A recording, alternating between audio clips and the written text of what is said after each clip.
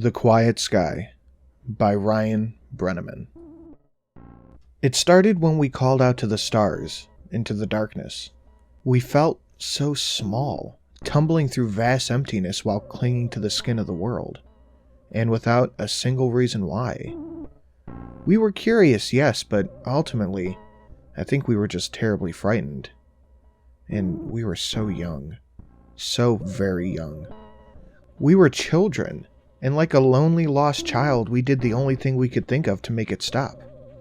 We did what we thought we had to do to make the universe make sense. We called for help. For years we scanned the sky looking for a sign. We sent signals to the stars and beyond the darkness. Are we alone? But the skies were quiet. Always so quiet, leaving us to our own makings. But crying children never cease, and neither did we. We sent calls into every corner of space for decade after decade. We refused to believe that no one was out there. They had to be. Yet, for some unknown reason, they never answered us. Everyone remembers when that changed. They think it responded to the Arecibo message from 1974. The response to the Arecibo message we received was almost 3 months ago, in 2 separate parts. The first part of the message was received at Hat Creek Radio Observatory in California. The Allen telescope array picked up what sounded like static interference that continued for over an hour. It consisted of unintelligible screeching and buzzing sounds that continued without pause for a whole hour. The meaning of this message was never discovered, if it had one. The thing we knew was that the signal's origin came from somewhere in the Hercules constellation, near Messier 13. As soon as the signal stopped, the real message began. We made contact that day, and we were asked a question. Who is there? It came not through the radios, but as a voice inside all our heads, asked the questions of all of us. I heard it, my wife heard it, the young heard it, the old heard it, even the deaf heard it. Everyone, everywhere, heard this voice whisper that question into their heads, in every language on Earth. I remember it almost too clearly. It asked in that familiar yet indescribable voice that's always there in my mind. It was like one of my own thoughts had gone rogue and had decided to speak directly to me. The world seemed to stop as everyone listened for what came next. Where are you? The heavy question seemed to linger in our minds for hours afterwards, for days, and then for weeks. That day changed everything. There were the doubters from the very beginning, and the holy ones who claimed that God had spoken to all of us and that the time to repent was now. There were those who claimed they heard nothing, and those who claimed that aliens had given them their own secret message. And of course, there were those who truly believed that we had been contacted for the first time by an extraterrestrial race like us, one ready to communicate, ready to lead us out of the dark. We were wrong. We never made contact with alien life, at least nothing comprehensible or indiscernible from human understanding. The stars are vast, and in their vastness, our voices had touched the ears of something truly incomprehensible. Something hungry and malevolent. The voice. We realized our mistake when the ground started to groan. Beneath our feet, everywhere, the ground seemed to moan. The muffled sounds shook through the dust and dirt below us. No one knew what was causing it. At least, not until the calls started coming in. The graveyards were screaming. All at once, the dead started screaming. Every deceased man, woman, and child were turning in their graves. All the animals did so too. Every dog, cat, everything that ever walked the earth. The cries of ancient whales shook the seas, and the shrill screeching of birds echoed through the forest. The caskets shook, and the morgues howled. The voices stopped altogether in an instant, leaving the world in an amplified silence. In their absence, a new sound filled the air. The voice returned. I hear you. It came as a whisper from behind, an ominous yet oddly playful presence that felt so close, but was truly still so far away.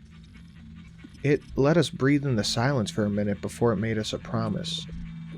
A promise that we all knew to be true. I am coming.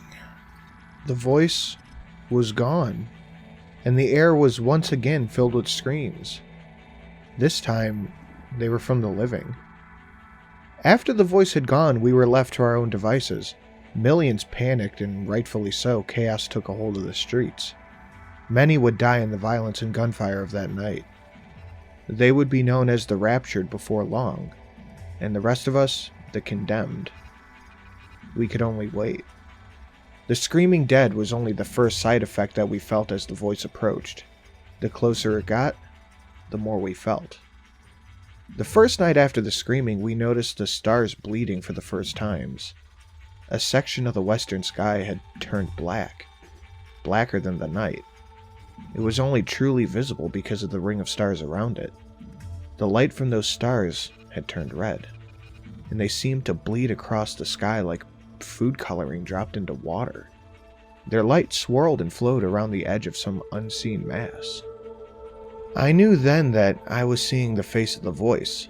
Our scientists claimed that there was nothing there, and that the radar scans always came up empty. Their telescopes could see nothing but darkness in that section of space. However, the proof was right in front of us, every night, and that ring of darkness got wider, and more stars bled into the sky. We watched it come. As each night passed, the black spot would widen. More stars would distort and bleed around it. During the day, a new hell would greet us. Side effects worsened. The day brought something new.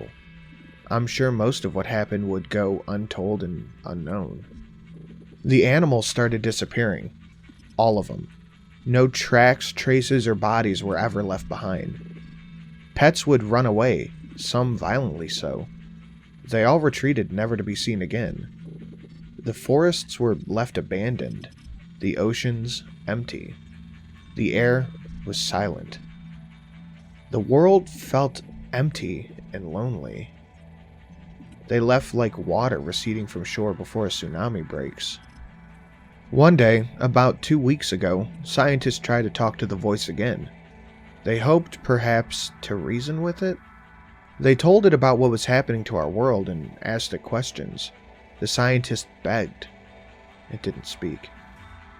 The next night, the skies lit up with streaks of fire.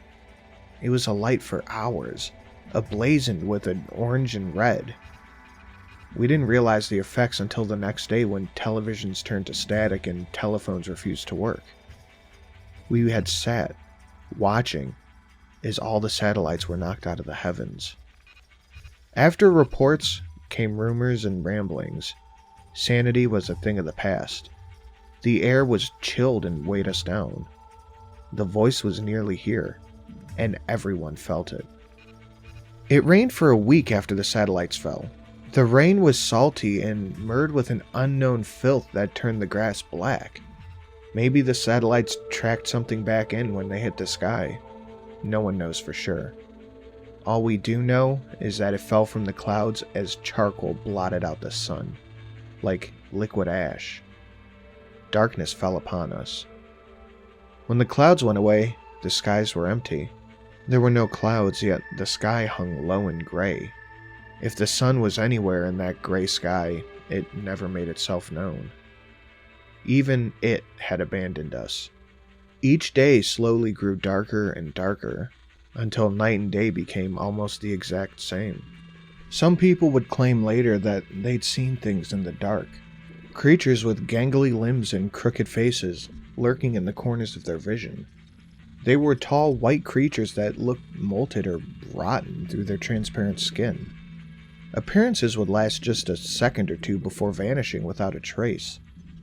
Some believe that this was the first step to the alien invasion, and the rest of us didn't know what to think. We just knew that nothing was that simple or benign. They must have been hallucinations, or just more madness to endure, but ultimately just as harmless as anything else. As harmless as the screams of the dead, the missing animals, or the dying sky. Appearances increased in duration and number. I think everyone saw them at one point, at least. But I don't think a single person would have ever guessed why they were really there. They never touched or spoke to anyone. They certainly never harmed anyone. Most who got good looks at them described them as mournful or sorrowful looking. Some even claimed the creature watched over them at night, and others claimed it seemed as if the creatures felt sorry for them. One claimed to have seen one prostrate on the ground, hands clasped above its head. He said it was praying for us. Prayer was no help. The churches and places of worship that divided us for so long failed to bring any hope at the end. The voice let them pray and beg for a while, but just days ago, the voice ended it all. No one questioned how, for at this point, nothing surprised anyone anymore. But on the final day, all books of worship burned. Every last Bible, every Quran, everything. People rushed to their centers of faith but found no solace. The churches and temples had suffered the same fate, if not worse. The people left abandoned by their greatest hopes. There were rumors of churches all over the world with walls formed of the bodies of those who sought refuge. They were merged into the walls, stuck to them like flies in a trap. They died still pleading for hope, but they were beyond God's help. The rest of us had learned to stop begging. We waited. The final message came. From beyond the sky it fell upon us. The voice echoed and it spoke the simple truth. I am here. There's a darkness beyond the horizon, the likes of which I doubt has ever been seen. It brings with it the screams of countless souls, and it moves fast. The stars are dying now. I know they'll never be seen again. The light is dying so fast. I leave this not as a warning. No, it's far too late for that. Instead, consider this the last realization. The last humanity will ever know. For we used to wonder whether or not we were alone and lost, but whether we were safe and hidden. The universe is infinite. Our understanding is significantly more finite. We should have never beckoned to the darkness. Instead, we should have clung to the light and closed our eyes whenever we turned to the void. As the final minutes approach, I hold one truth to be certain. I now know why the skies were always so quiet.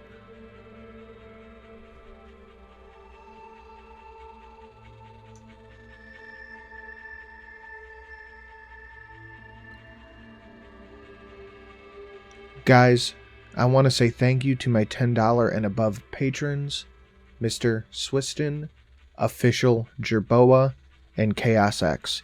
If you want a shout out at the end of every video, please let me know. I will be happy to add you to this list. It's things like that that keep this channel going. Thanks for listening, and go show the author a little bit of love. Appreciate it.